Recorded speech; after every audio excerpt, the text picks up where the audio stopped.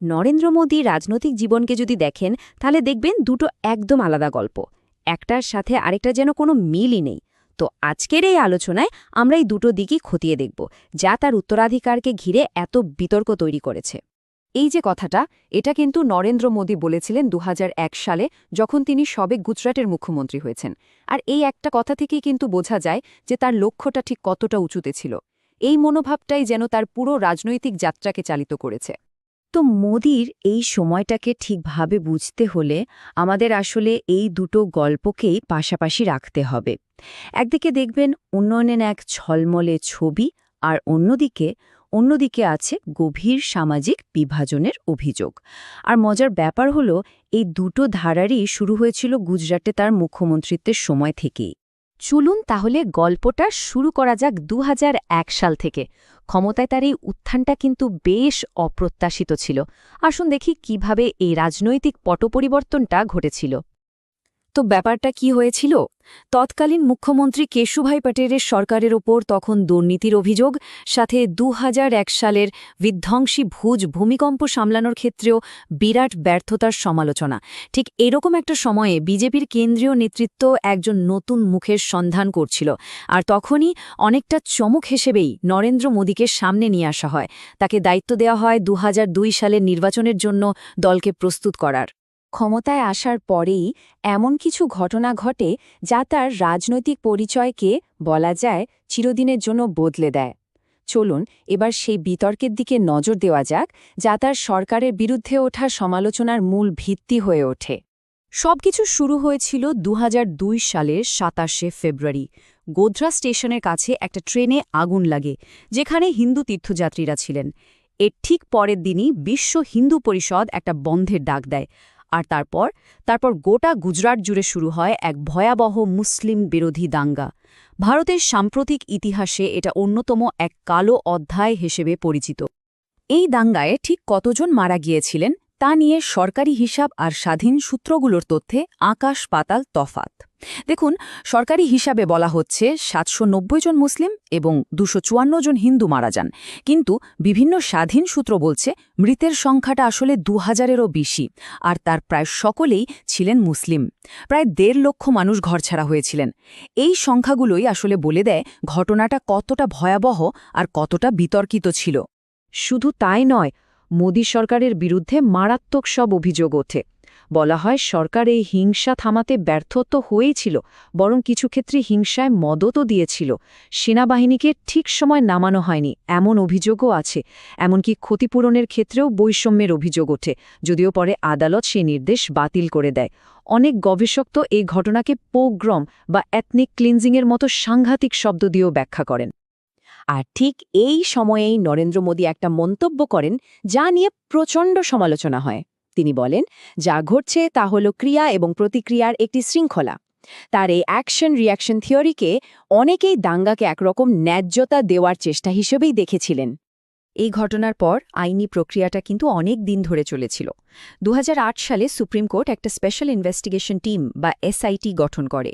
তারা মোদীকে জেরা করে এবং ২০১০ সালে জানায় যে তার বিরুদ্ধে সরাসরি কোনো প্রমাণ নেই।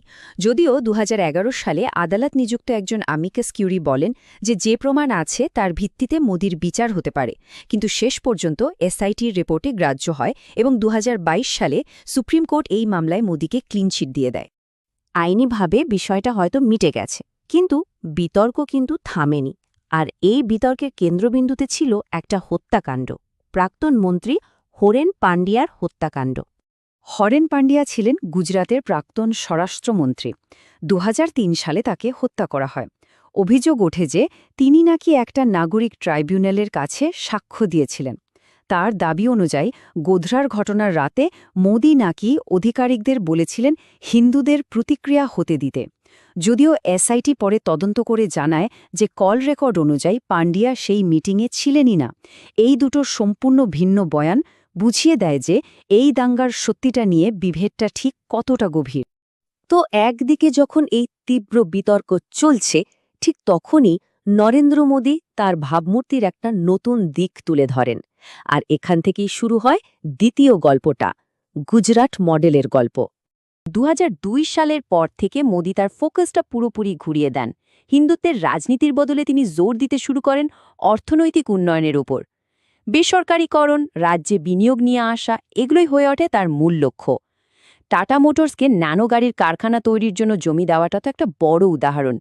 আর গ্রামের মানুষের কাছে ২৪ ঘণ্টা বিদ্যুৎ পৌঁছে দেওয়ার জন্য তার জ্যোতিগ্রাম যোজনা প্রকল্প খুব জনপ্রিয় হয়েছিল। কিন্তু প্রশ্ন হল, এই যে গুজরাট মডেলের কথা বলা হয়, সেটা কি সবার জন্য ছিল? অর্থনৈতিক সাফল্যের এই গল্পের পেছনে কি অন্য কোনো সত্যিই লুকিয়েছিল? এখান থেকেই জন্ম নেয় ২ গুজরাটের ধারণা। শুধু একবার ভাবুন, ৬.৬ ট্রিলিয়ন টাকা ২০০৭ সালের ভাইব্রেন্ট গুজরাট সামিটে ঠিক এই পরিমাণ বিনিয়োগের চুক্তি হয়েছিল। এটা থেকেই বোঝা যায় গুজরাটের অর্থনৈতিক লক্ষ্যটা ঠিক কতটা বড় ছিল। কিন্তু ডেটা যখন দেখি তখন ছবিটা একটু অন্যরকম লাগে। হ্যাঁ, ব্যবসা করার সুবিধার দিক থেকে গুজরাট ছিল ১ নম্বরে, অর্থনৈতিক স্বাধীনতায়ও তাই।